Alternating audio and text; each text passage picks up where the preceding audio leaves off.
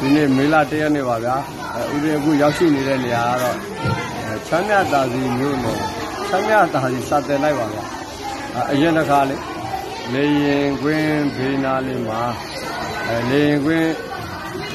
လမ်းဘေးပေါ့နော်လေရင်လမ်းဘေးမှာတဲထုတ်ပြီးနေကြတဲ့တန်ဃာတွေကိုဦးတို့လိုအပ်တာလေးသူကူးရပေါ့နော်အထူးသဖြင့်ကိုယ်နေဖို့သင်္ကန်းပေါ့လားလူပါတယ်သူတို့လေးတွေကဧပြီလ30ရက်နေ့မနေ့ကပဲဒီတော့ကျောင်းကိုရွှေ့လိုက်ပါပြီလမ်းရဲ့ဟိုဘက်ကဒုက္ခသည်စခန်းပါဗျာသူတို့တဲလေးတွေထုတ်ပြီးတော့ဖြစ်သူတွေနေကြရတာပဲလမ်းရဲ့အနောက်ဘက်ကသူတို့ကျောင်းပါဗျာသူတို့ကျောင်းပြိုတဲ့ကျောင်းကြီးကိုဖြတ်လိုက်တဲ့အခါကျတော့နေလို့ဖြစ်သွားပြီပေါ့ဗျာအစတော့ဒီကျောင်းကြီးကပြိုကျလို့ရှိရင်ကိုယ်ရင်သိခတ်ပါဆိုလို့ရှိရင်ရွှေ့ပဲနေတာဒီကျောင်းကြီးထုတ်ပြီးတဲ့အတွက်ကြောင့်ဒီကိုရောက်လာအဲ့တော့ကိုယ်ရင်တွေကိုတစ်ချက်ရှိုးလိုက်ပါတော့အဲ့ပါဗျာကိုယ်ရင်တွေခင်ဗျဒီလောက်ဒုက္ခရောက်နေတဲ့အချိန်မှာတော့ရွာမပြန်မဲနေနိုင်တဲ့ကိုယ်ရင်တွေဖြစ်ပါလေဗျာဟုတ်မဲ့သူ့အုပ်စုနဲ့သူပါဗျကဲခင်ဗျားတို့ကြည့်လိုက်ကြပါဦးနော်ကဲသင်္ကန်းကတော့ရွှေတောင်ကုန်းသင်္ကန်းရောင်လေးတွေနဲ့ပါဗျာရွှေတောင်ကုန်းသင်္ကန်းရောင်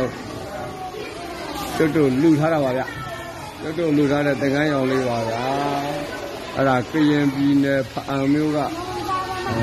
စိတ်တဝေးကတော့ရဆရာတော်ဥတုစိတ်တကောင်းမှုနဲ့လူထားတဲ့သင်္ကန်းတွေဖြစ်ပါတယ်ကဲအဲ့ဒီမဲ့ပြိုသွားတဲ့ကျောင်းတော်ကပင့်ထားတဲ့ရုပ်ဘွားတော်နှစ်ခုလဲလျောင်းတော့မူးနေတာကိုလည်းတစ်ချက်ကြည့်လိုက်ပါဦးဗျာမနေ့ညကမှဒီကျောင်းလေးကိုရွှေ့တဲ့ဒီနေ့မှကျောင်းအပြိုအပြက်တွေကြားရတဲ့ဖះကိုပြည့်ဆောင်ထားတာဖြစ်ပါတယ်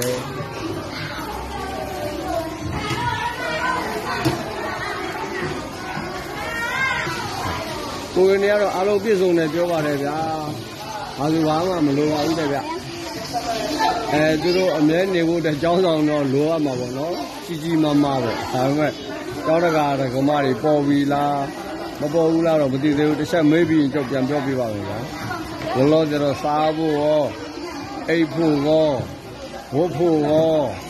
နေဖို့ရောမင်းနဲ့အတိုင်းပါပဲဗျာရိတ်ခါတွေလည်းတောင်းလို့ပုံနေတာပါဗျာကဲဒီအဆောင်ကြီးကတော့မြင်တဲ့အတိုင်းပဲဗျဖြတ်လိုက်ပါပြီနော်ဒီအဆောင်ကြီးကပြုံမကြဘဲနဲ့ရိုင်ပြီးတော့ကြီးနေတဲ့အတွက်ကြောင့်ကိုရင်တွေသွားလာတာထိခိုက်ပါဆိုလို့ပြီးတော့ကိုရင်တွေရောဆရာတော်ဦးရင်းတွေရောအကုန်လုံးဟိုဘက်လမ်းရဲ့အရှိတ်ပဲပေါ့နော်လေရင်ကွင်းလမ်းရဲ့အရှိတ်ပဲဒုက္ခသည်စခန်းမှာတဲလေးထိုးပြီးတော့နေကြတာပါဗျာအခုတော့ဒီအဆောင်ကြီးဖြတ်လိုက်တဲ့အတွက်ဒီကျောင်းထဲကိုတော့ပြန်နေလို့ရပါပြီစားရေးတောက်ရေးနေရေးထိုင်ရေးဝတ်ရေးကျန်းမာရေးအားလုံးပြည့်စုံပါတယ်ဗျဒါပေမဲ့ဒီရှိနေထိုင်နိုင်ဖို့အတွက်ပြန်လည်ထူထောင်ရေးအတွက်တော့လိုပါတယ်နော်ပြန်လည်ထူထောင်ရေးအတွက်ကတော့တခြားမဟုတ်ပါဘူးဒီကျောင်းဆောင်ကြီးပါဗျာဒီကျောင်းဆောင်ကြီးကအရင်တော့၄တက်ဆောင်ကြီးပါဗျအခုတော့အုပ်ပုံကြီးဖြစ်သွားပြီပေါ့ဗျာအဲ့ဒီ၄တက်ဆောင်ကြီးကအရင်တော့လည်းစုပေါင်းပါပဲနော်အခုလည်းအလူရှင်ပေါ်သေးပါဘူးတန်ဃာတရားကျော်သတင်းသုံးနေထိုင်တဲ့အကြောင်းကြီးအရေးပေါ်လိုအပ်ချက်ရှိနေပါတယ်အဲ့တော့လေးသက်အကြောင်းဆောင်ကြီးပြန်လဲတိဆောက်ဖို့အတွက်လေးသက်လုံးလူစရာမလိုပါဘူးဗျာငလျင်အန္တရာယ်ကြောင့်နှစ်ထပ်ပဲပြန်လဲဆောက်ပါတော့မှာဆောက်တော့မှာပါအဲကြောင့်မလို့နှစ်ဖက်အကြောင်းဆောင်ကြီးပြန်လဲပေါ်ပေါက်ဖို့အတွက်ပြည်တွင်းပြည်ပမှာအလူရှင်များကိုဖိတ်ခေါ်ပါတယ်နော်ကိုရင်လေးတွေမြင်တဲ့အတိုင်းပါပဲသူတို့လေးတွေဖြစ်သလိုနေရတော့မှာပါအဲကြောင့်ဒီအဆောင်နှစ်ထပ်ဆောင်